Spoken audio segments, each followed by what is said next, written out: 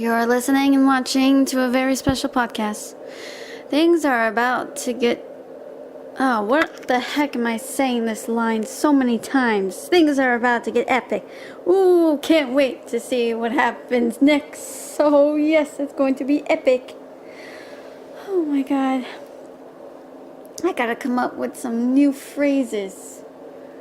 Oh man, I'm sorry. But yeah, here we continue more on Benjamin Hallows. Hallows. Anyway, okay. Here we go. Enjoy. Sylver's behavior was deteriorating. She went from happy, excited, and just full of energy.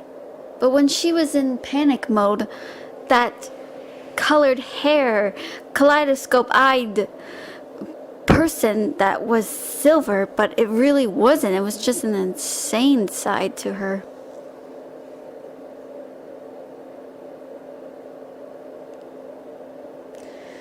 Just went out of the window. Ben began to notice and reached over. That's when Sylver slapped his hand. Don't touch me! I'm fragile. I was just going to ask you something. Who was that colored hair girl and having a stitch hot to her cheek? What? What are you talking about? I don't know what you mean. Yes, you do. Yes, you do. You can't deny it. Stop it, Sylver said, changing back and forth. Hey, listen to me.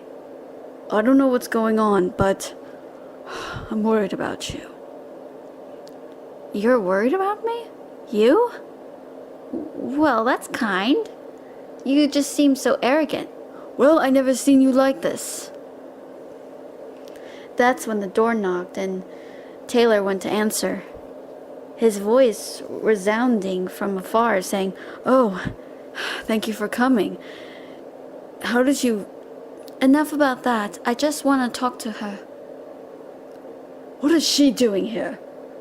Ben demanded, pointing over at Raven Maccabee. Raven put her hands to her hips. I'm not here to talk to you. I'm here to talk to her. Me? What is it? I believe you have some sort of, issue going around here. It seems as if Ophelia's not going to stop at nothing. Did she tell you that? She's really ticked off, and I'm really scared of what she's going to do. Forget it, I'm not giving myself up. I almost lost my mind to her daughters before. I can't go through with that. I just can't. I can't. Sylver said, Well, we're not going to let anything bad happen to you, and we're not giving her up to you. She's too smart. There is nothing we can do to stop her. That's when the screen flashed and Ophelia's face appeared. Why are you refusing? You never refuse me, she cried out. I'm not giving in to temptation. You can't make me, Sylver said. Fine. Maybe this will. The screen changed and it showed the scene of Kimizuki and Yoichi. Sylver cried out, Turn it off! Turn it off! Stop! Ben tried to shut it off, but it wasn't happening. Ophelia laughed, saying, You see, you can't escape from your own torture, now can you? Your own persona, your insanity, everything else. You can't escape from it. That's when Sylver deteriorated into that, but she went deeper and deeper than she did before. She managed to let out,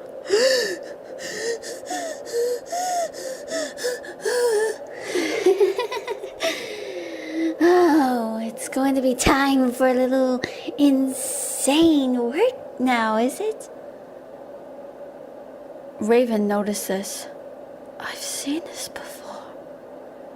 Then she noticed something pulsating from Sylver's right down near her neck, but it was right near her shoulder, closer to the neck side. Oh, so that's how. Tricky, tricky, tricky. Raven was mumbling. Ben was seizing Sylver by the shoulders, shaking her. He demanded, Sylver, what is wrong with you? He cried out. That's when Raven pulled out a hairpin and then struck her while saying, I know what's wrong. The fluid of kaleidoscope of a serum flew out and nearly splattered on Raven, but it instead splattered on her dress, but it didn't matter to her. There, now you're free. Then Sylver fainted. Ben was angry. You monstrosity! Woman, have you any idea what you've done? Taylor stopped Ben from getting any closer. Wait, I'm sure she has a good explanation. She can heal herself, so she's still alive. Ben looked at her. What? She still is alive. Look, see? She was still unconscious, but she was still breathing. She was gasping a bit.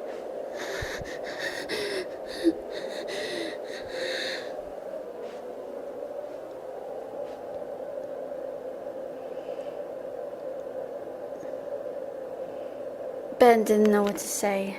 He looked over at Raven. She had a bit of a cockeyed smile and said, You can get mad at me if you want. I don't mind. Well, thank you. It seems Ophelia must have pumped a lot of that serum inside of her when she was still under the mind control and she didn't even know it. Ophelia did this. To increase the sanity, yes, said Raven. I can't believe you figured it out. Well, being with Shinoa and Brer, I managed to find out. So I came here to tell you that. That's why I wanted to ask her about it. But she has no memory of it. She just wanted to forget. You can still help her. Raven put a hand over Sylver's forehead, but then her hand reacted a bit. Oh, her hand feels cold. Even her forehead. Is she going to die? Taylor asked. No, she's not. Then she carried Sylver over to the autopsy table. And she said, You want to save her? Do all you can. Then she looked over at the unconscious Sylver. And she said softly, I give her my life for her helping me out. Ben looked up, startled. What do you mean? She was the one that actually took care of the people that attacked me. Taylor was shocked. What? I never told you about it because I didn't want you to worry, but I never knew she would do that. A sense of justice. I guess that's what the agency of Evermore is sometimes. Sometimes when somebody's at risk of someone they deeply care about, they go through all risk to make sure nobody hurts anybody else again.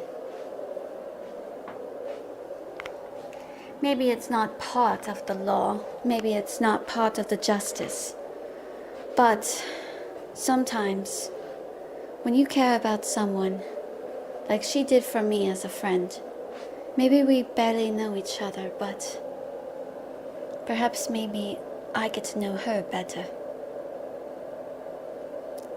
Ben sighed. He nodded a little And then he said, "Now, if you excuse me, I have to treat her injuries. You can wait there if you want." Raven smiled. "Thank you. I'll be waiting for her when she wakes up." So, Benjamin managed to sew up the incision that was cut into the backside. He couldn't help but look over at Sylver's unconscious beauty. She was so beautiful it reminded him painfully of Myth and, of course, Dawn. But mostly Dawn. He remembered being at the funeral and he would stare down at how Dawn was so peaceful lying in that coffin.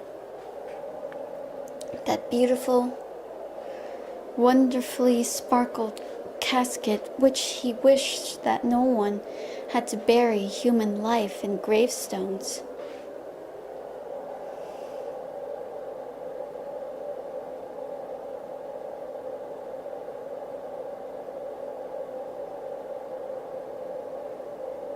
Why couldn't she be cremated and maybe her ashes would have gone into the ocean?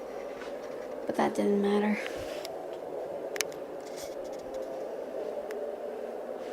He didn't like the face of death. He didn't like how terrible it was.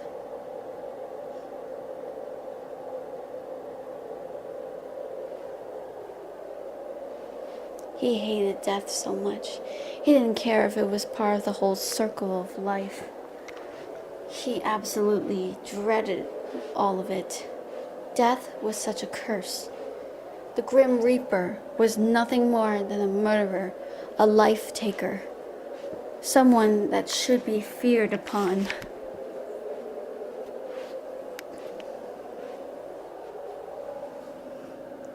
Ben looking over at her, at Sylver, and thought, life is temporary. Why should death be any different? Why? Sylver managed to wake up. And she looked over and saw Ben, who looked startled to see her awake. Hey, Ben. Oh. Wow.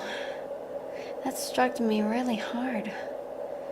It felt like a lot of weight has been poured out of me.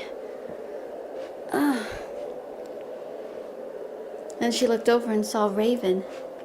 Sylver grinned and she managed to sit up. Raven! Ah! Ow. I'm terribly sorry about before. Please, let me make it up to you. She said, "Oh no, it's fine. I can't believe you found that out, right? Was there something really inside of me while I was hypnotized? I thought I felt something pricking. You didn't hear me when I was talking, were you? I woke up a few times and then I fell back asleep. I don't know, maybe I was dreaming. Or maybe somebody said that to me in a dream. Maybe it wasn't you. The voice sounded different. I could have sworn I was starting to hear someone call out to me. I think it was... I thought it was someone. I guess maybe I'm just imagining things," Sylver said, scratching the back of her head. "Anyway, sorry. I didn't mean to trouble you." "No, it's fine. I should be the one to apologize." "No, you helped me out, and I'm grateful. Thank you."